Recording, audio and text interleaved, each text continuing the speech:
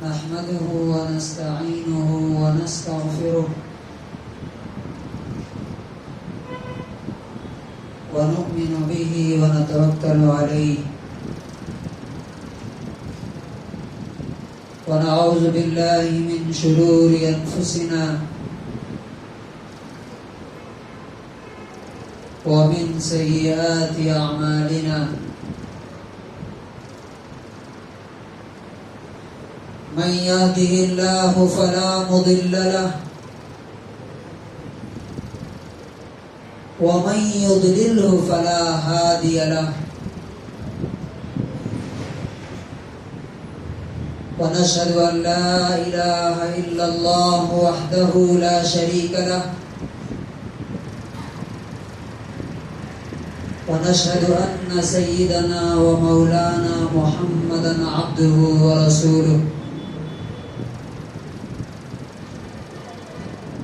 أما بعد فأعوذ بالله من الشيطان الرجيم بسم الله الرحمن الرحيم وآخرون يضربون في الأرض يبتغون من فضل الله وقال تبارك وتعالى فإذا قضيت الصلاة فانتشروا في الأرض وابتغوا من فضل الله. حضرات گرامی، ساری تعریف اور ساری حمد و ثنا اکیلے اس اللہ کے لیے ہے جس کے ہاتھ میں میری اور آپ کی زندگی ہے. اِنَّا لَنَحْنُ نُحْيِي وَنُمِيتُ وَنَحْنُ الْوَارِثُونَ. اللہ تعالیٰ کہتا ہے کہ ہم ہی زندگی دیتے ہیں، ہم ہی موت دیتے ہیں، اور پوری زمین ایک نہ ایک دن صرف ہمارے ہاتھ میں آ جائے گی.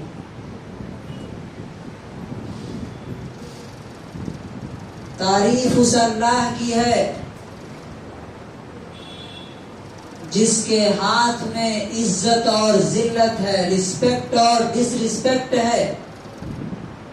وَتُعِزُّ مَن تَشَاءُ وَتُذِلُّ مَن تَشَاءُ. تو جسے چاہے اسے عزت دے اور جسے چاہے ذلیل کر دے. وہی اللہ ہے جس کے ہاتھ میں ہم سب کی روزی ہے. یبسط الرزق لمن یشاء ویقدر. جس کو چاہتا ہے زیادہ دیتا ہے، جس کو چاہتا ہے کم دیتا ہے.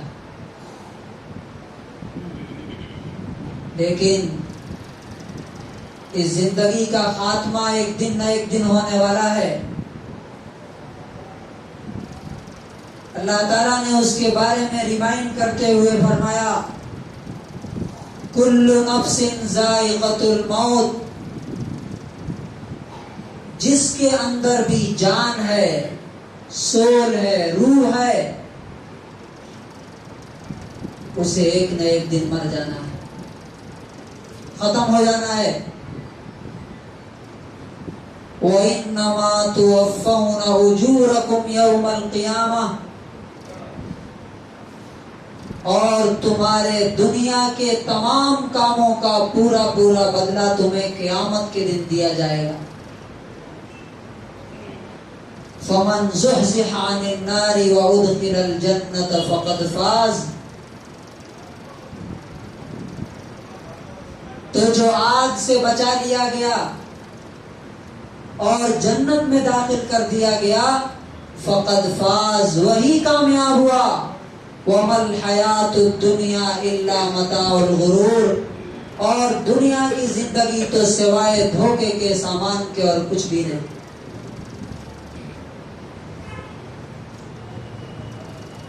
اس آیت میں اللہ تعالیٰ نے بالکل کلیئر کر دیا کہ کامیابی اور سکسیس آخرت میں ہے.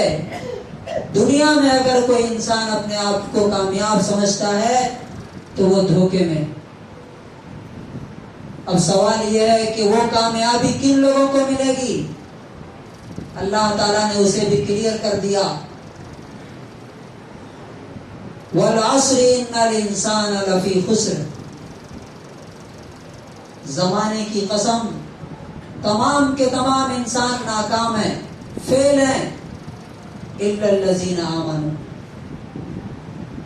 سوائے ان کے جو ایمان لائے. نمبر 2 وَعَمِلُوا الصَّالِحَاتِ. نیک کام کرتے رہے. وَتَوَاصَوْا بِالْحَقِّ.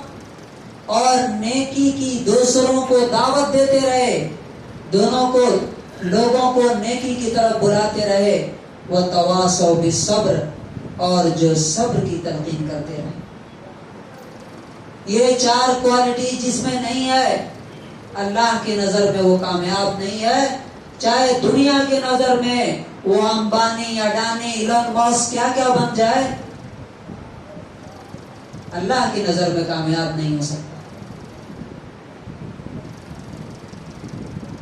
میرے بھائیوں، پچھلے ہفتے ہم نے ایمان کے بعد جو سب سے قیمتی چیز، موسٹ پریشیس، صحت کے بارے میں بات کی تھی. آج ہم بات کریں گے ایمان، صحت اور علم کے بعد جو سب سے اہم چیز ہے، یعنی حلال کمائی کی اہمیت اور فضیلت. رزق کمانا. اللہ تبارک و تعالیٰ نے یہ دنیا اس طرح بنائی ہے کہ کسی کے لیے آسمان سے روزی برسنے والی نہیں، چاہے وہ نبی کیوں نہ ہو. تو جب ہم عام طور سے سنتے ہیں کہ دنیا دھوکے کا سامان ہے، دنیا بہت حقیر ہے، ذلیل ہے، تو ہمارے ذہن میں یہ خیال آتا ہے اور آ سکتا ہے. اور بہت سے لوگ سوال بھی کرتے ہیں. ایک صاحب پوچھ رہے تھے کہ ہم تو جو پڑھائی کر رہے ہیں وہ تو دنیا کی پڑھائی ہے، تو ہمیں کیا کرنا؟ تو ہمیں یہ سمجھنا چاہیے کہ اللہ تبارک و تعالیٰ خود یہ دنیا بنایا اور اس میں جو سسٹم بنایا ہے اس میں خود اس کا تقاضا ہے. وہ ڈیمانڈ کرتا ہے کہ تم کماؤ، پیسے کماؤ، روزی کماؤ اور اپنی ضرورتیں بھی پوری کرو، اللہ کے راہ میں بھی خرچ کرو. تو اس سلسلے میں قرآن کی کیا، اللہ رب العزت کی کیا تعلیمات ہیں، اور نبی پاک صلی اللہ علیہ وسلم نے پیسے کمانے کی اور حلال طریقے سے پیسے کمانے کی کیا فضیلت اور اہمیت بتائی ہے، امپورٹنس بتائی ہے. بہت سے لوگ ہیں جو کماتے نہیں، دوسروں کے اوپر بوجھ بن کے پڑے رہتے ہیں. اللہ تبارک و تعالیٰ ایسے لوگوں کو پسند نہیں کرتا.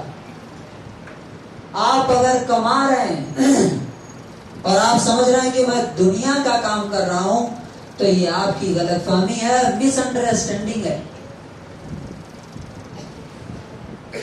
اب آئیے ہم دیکھتے ہیں کہ کمانے والوں کو، ارننگ کرنے والوں کو اللہ تبارک و تعالیٰ کیا مقام دیتا ہے. سورہ مزمل آیت نمبر 20 میں اللہ تعالیٰ فرماتا ہے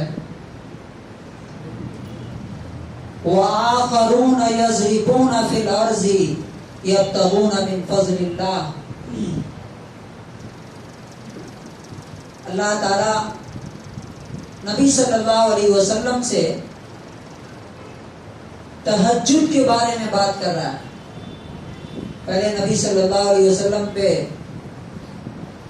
تہجد کی نماز جو فرض تھی نبی صلی اللہ علیہ وسلم پہ، تو نبی صلی اللہ علیہ وسلم کے ساتھ صحابہ کرام بھی رات میں کھڑے ہو جاتے تھے اور گھنٹوں گھنٹوں نماز میں کھڑے رہتے تھے. تو اللہ تبارک و تعالیٰ نے یہ آیت اتاری اور کہا وَآخَرُونَ يَضْرِبُونَ فِي الْأَرْضِ يَبْتَغُونَ مِنْ فَضْلِ اللَّهِ. کچھ لوگ ایسے ہیں جو دنیا میں چل کر کے، سفر کر کے تجارت کرتے ہیں، بزنس کرتے ہیں، اللہ رب العزت کی دی ہوئی روزی کماتے ہیں. اس وجہ سے یہ تہجد کی نماز میں ڈھیل دی گئی، چھوٹ دی گئی آپ کو. اور اس کے بعد اللہ تعالیٰ نے مجاہدین کا تذکرہ کیا. تو مفسرین لکھتے ہیں اس آیت کی تفسیر میں کہ کمانا اور ارننگ کرنا کتنا اہم کام ہے کہ اللہ تبارک و تعالیٰ مجاہدین کے پیرلل میں ان کا تذکرہ کر رہا. اللہ کی راہ میں جنگ کرنے کی جو فضیلت ہے اس کے ساتھ ان کا تذکرہ کر رہا. اسی طرح سے دوسری آیت جو ہے سورہ جمعہ آیت نمبر 10، جمعہ کی اذان ہو گئی تو اللہ تعالیٰ کہتا ہے فَاسْعَوْا إِلَىٰ ذِكْرِ اللَّهِ وَذَرُوا الْبَيْعَ. کاروبار چھوڑ دو، دکانیں بند کر دو، مسجد کی طرف آؤ. لیکن فَإِذَا قُضِيَتِ الصَّلَاةُ، جب نماز ختم ہو جائے، جمعہ کی نماز کی بات ہو رہی ہے، فَانْتَشِرُوا فِي الْأَرْضِ، زمین میں پھیل جاؤ، وَابْتَغُوا مِنْ فَضْلِ اللَّهِ، اور اللہ کا دیا ہوا رزق کماؤ، پیسہ کماؤ.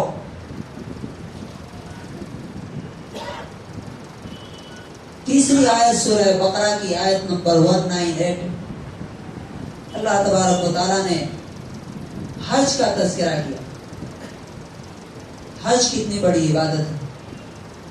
تو صحابہ کرام یہ سمجھتے تھے کہ حج کے دوران جا کر کے وہاں پہ مکے میں تجارت کرنا شاید گناہ ہے. تو اللہ تبارک و تعالیٰ نے اس کو کلیئر کیا، کہا لَيْسَ عَلَيْكُمْ جُنَاحٌ أَن تَبْتَغُوا فَضْلًا مِّن رَبِّكُمْ. تم حج کے زمانے میں، یہاں سے آپ حج کے لیے جا رہے ہو اور اگر وہاں تجارت کرتے ہو، وہاں سے کچھ لے کے آتے ہو بزنس کے پرپس سے، تو تمہارے لیے کوئی گناہ نہیں ہے، کوئی حرج کی بات نہیں. کتنی بڑی بات ہے. اور یہ 3 آیتیں تو اللہ تبارک و تعالیٰ نے کمانے کے سلسلے میں، ارننگ کرنے کے سلسلے میں فرمایا. اور بہت سے لوگ کماتے تو ہیں لیکن ادھر ادھر خرچ کر کے، سارا اڑا کر کے پھر کلاش اور غریب ہو جاتے. اللہ تعالیٰ اس کو بھی پسند نہیں کرتا. یعنی پہلی چیز تو کمانا ہے، تمہیں ارننگ کرنی ہے، دوسروں کے سامنے ہاتھ نہیں پھیلانا، دوسروں پر بوجھ نہیں بننا، بلکہ دوسروں کا ہیلپ کرنے والا بننا. اور نمبر 2، جو کمائی ہوئی دولت ہے اس کو سیف کرنا، محفوظ کرنا. اللہ تعالیٰ سورہ نمبر 4 آیت نمبر 5 میں فرماتا ہے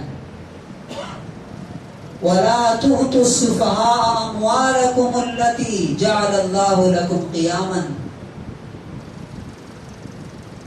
تم اپنی کمائی ہوئی دولت کو، مال کو بے وقوفوں کے حوالے نہ کرو، کم عقل لوگوں کو مت دو. کون سا مال؟ جس مال کو اللہ تعالیٰ نے تمہارا بیک بون بنایا ہے. قیامن، قیامن سمجھتے ہیں کسے کہتے ہیں؟ جیسے یہ چھت ہے، یہ دیوار پہ کھڑی ہوئی ہے، پلر پہ ہے. اگر یہ پلرز گر جائیں گے تو چھت کیا ہو جائے گی؟ ہمارے اوپر گر جائے گی. اسی طرح سے اللہ تعالیٰ کہتا ہے کہ جو مال ہم نے تمہیں دیا ہے وہ تمہاری زندگی کے لیے پلر ہے، اسے بے وقوفوں کے حوالے مت کرو. اس میں 2 چیزوں کی طرف اشارہ ہے. ایک تو اپنے بچوں پر، بعض لوگ ہوتے ہیں نا، بچے جو ڈیمانڈ کیے، یہ دلا دو، گاڑی دلا دو، ٹھیک ہے گاڑی دلا دیا، 50,000 کا موبائل دلا دو، موبائل دلا دیا. خرچتے رہتے ہیں، ان کو پتا نہیں ہے کہ اللہ تبارک و تعالیٰ یہ کہتا ہے کہ یہ بیوقوف ہیں، ان کو عقل نہیں ہے پیسے کیا چیز ہوتے ہیں. اس لیے تم اپنے بچوں کو یا ایسے لوگوں کو جو عقل نہیں رکھتے، شعور نہیں رکھتے، مال مت دو۔ اور دوسرے نمبر پہ اشارہ اس طرف بھی ہے کہ اگر کاروبار اور بزنس میں پیسے لگاتے ہو تو دیکھو کہ وہ آدمی ایکسپرٹ ہے، ماہر ہے کہ نہیں۔ اناڑی آدمی کے حوالے مت کرو کہ اپنا بھی پیسہ ڈبا دے گا، تمہارا بھی ڈبا کے ختم کر دے گا۔ تو اللہ تعالیٰ ایک ایک چیز کے بارے میں رہنمائی دے رہا ہے۔ اور سیونگ کے بارے میں، بچانے کے بارے میں اللہ تبارک و تعالیٰ دونوں قسم کی رہنمائی دیتا ہے۔ فرمایا وَلَا تَجْعَلْ يَدَكَ مَغْلُولَةً إِلَىٰ عُنُقِكَ، اپنے ہاتھ کو گردن سے باندھ کے مت رکھو۔ کیا مطلب ہوا؟ اب یہاں کسی کا ہاتھ بندھا ہوا ہے تو جیب میں جائے گا کیا؟ نہیں جائے گا۔ تو اللہ تعالیٰ کہتا ہے بخیل مت بنو، کنجوسی مت کرو۔ گویا کہ بخیل کو اللہ تبارک و تعالیٰ کہہ رہا ہے کہ بخیل ایسا ہے کہ جیسے اس کے ہاتھ کو گردن سے باندھ دیا گیا ہے، اب وہ نیچے ہوتا ہی نہیں کہ جیب میں جائے۔ اور دوسری طرف اللہ تعالیٰ فرماتا ہے وَلَا تَبْسُطْهَا كُلَّ الْبَسْطِ، اور نہ ہاتھ کو پورا کھول دو۔ اب ہاتھ ایسے کھلا ہوا ہے، کوئی اگر اس میں پیسے ڈالے گا تو گر جائے گا۔ تو یہ نبی صلی اللہ علیہ وسلم کو کہا جا رہا کہ آپ نہ اتنا خرچ کیجئے کہ سارا ختم ہو جائے، اور نہ ہاتھ بند کر کے۔ دونوں کے بیچ میں مڈل موسٹ پاتھ، بیچ کا راستہ، جہاں ضرورت ہے وہاں خرچ کرو، بغیر ضرورت کے اسراف نہ کرو۔ ہمارے ہاں دیکھتے ہیں کہ شادی میں سب سے زیادہ اسراف ہوتا ہے۔ پوری زندگی کی کمائی 15 20 25 30 سال کی کمائی 10 لاکھ 50 لاکھ ایک دن میں اڑا کے ختم کر دیتے ہیں۔ اللہ تعالیٰ کہتا ہے یہ ہمارا دیا ہوا مال ہے، اسے برباد مت کرو، اسے فالتو میں مت اڑاؤ۔ تو کمانے کی بات اور اس کے بعد خرچ کرنے کی بات اور بچانے کی بھی بات ہے۔ اس سے کیا ہوگا؟ فَتَقْعُدَ مَلُومًا مَحْسُورًا، اگر تم پورا خرچ کر دو گے تو تم ملامت مطلب کنڈیم کرنے کے لائق ہو جاؤ گے، تم محسورا عاجز ہو کے بیٹھ جاؤ گے گھر میں، تمہاری عقل کام نہیں کرے گی اب کیا کرنا ہے۔ اب بہت سارے لوگ یہ سوچتے رہتے ہیں کہ میں کام تو کرنا چاہتا ہوں لیکن میرے اسٹینڈرڈ کا کام نہیں مل رہا، میں چونکہ ہائی فائی آدمی ہوں چھوٹا کام نہیں کر سکتا ہوں، اور نتیجہ کیا ہے؟ خود بھی پریشان رہتے ہیں، اپنی فیملی کو بھی پریشان رکھتے ہیں، اور دوسروں پر بوجھ بن کر کے جیتے ہیں۔ رسول اللہ صلی اللہ علیہ وسلم نے کیا فرمایا اس سلسلے میں؟ بخاری کی حدیث ہے 2074، بہت ہائی فائی کام نہیں، فرمایا غور کیجیے، لَأَن يَحْتَطِبَ أَحَدُكُمْ حُزْمَةً عَلَى ظَهْرِهِ، اگر تم میں سے کوئی شخص اپنی پیٹھ پر لکڑیاں کاٹ کر کے لا کے بیچتا ہے، جنگل سے لکڑیاں کاٹ کے لا کے بیچتا ہے، آج بیچتے ہیں لوگ، آج بھی وہ کاروبار ہے، یعنی کم سے کم چھوٹا سے چھوٹا کیا ہو سکتا ہے؟ پیٹھ پر اگر لکڑیاں لاد کر کے لا کے مارکیٹ میں بیچتے ہو، خیر لہ من ان یسأل احدا، یہ تمہارے لیے بہتر ہے کہ تم کسی کے سامنے جا کے ہاتھ پھیلاؤ، یعطیہ او یمنعہ، یہ میٹر نہیں کرتا کہ وہ دیتا ہے یا نہیں دیتا ہے، سمجھ رہے نا؟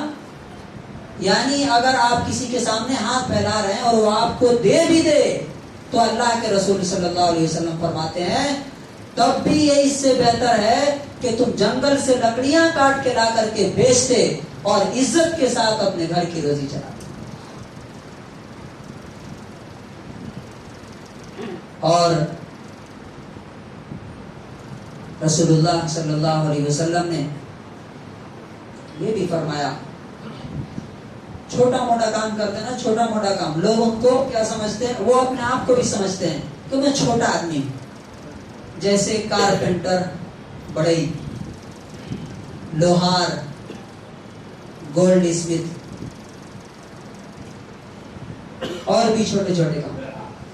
رسول اللہ صلی اللہ علیہ وسلم فرماتے ہیں کہ کوئی کام چھوٹا نہیں، بلکہ سب سے بہتر کام وہ ہے جو تم اپنے ہاتھ سے کرتے ہو، اپنے ہاتھ سے کرتے ہو۔ کیا؟ بخاری کی 2072 نمبر حدیث ہے، نبی صلی اللہ علیہ وسلم فرماتے ہیں ما اکل احد طعاما قط خیرا من یدہ، کہ کسی انسان نے اپنے ہاتھ کی کمائی سے بہتر کوئی کھانا نہیں کھایا، کوئی کمائی نہیں کھائی۔ ڈائریکٹ کام کرتا، بالکل جائز، اپنے ہاتھ سے کام کر رہا ہے، اسے دے رہا۔ اب مثال کے طور پہ ایک آدمی نوکری کرتا ہے تو اس میں کیا ہوتا ہے؟ ہو سکتا ہے کہ 10 منٹ 15 منٹ لیٹ ہو جائے یا اچھے سے کام نہ کرے، تو جو تنخواہ اسے ملتی ہے، سیلری ملتی ہے، وہ ناجائز ہو جائے گی۔ لیکن ایک آدمی اپنے ہاتھ سے کچھ بنا رہا ہے اور اسے 10 میں بیچے، 5 میں بیچے، 1 روپیہ میں بیچے، لیکن وہ پوری کی پوری کیا ہے؟ حلال کی کمائی ہے، اگر صحیح سے اسے بنایا ہے۔ تو رسول اللہ صلی اللہ علیہ وسلم فرماتے ہیں کہ وَإِنَّ نَبِيَّ اللَّهِ دَاوُودَ كَانَ يَأْكُلُ مِنْ يَدِهِ، تم چھوٹے چھوٹے کام کرنے سے شرم کرتے ہو۔ اللہ کے نبی داؤد لوہار تھے، گولڈ اسمتھ تھے، وہ اپنے ہاتھ سے زرہ بناتے تھے۔ زرہ سمجھتے ہیں؟ جنگ میں جو لباس پہنتے ہیں اسے اپنے ہاتھ سے بناتے تھے اور اس کو بیچ کر کے اس سے کھاتے تھے۔ حالانکہ وہ بادشاہ تھے، بادشاہ تھے، کنگ تھے، وہ چاہتے تو کہیں سے بھی ان کو انتظام ہو سکتا تھا، لیکن اپنے ہاتھ کی کمائی کھاتے تھے۔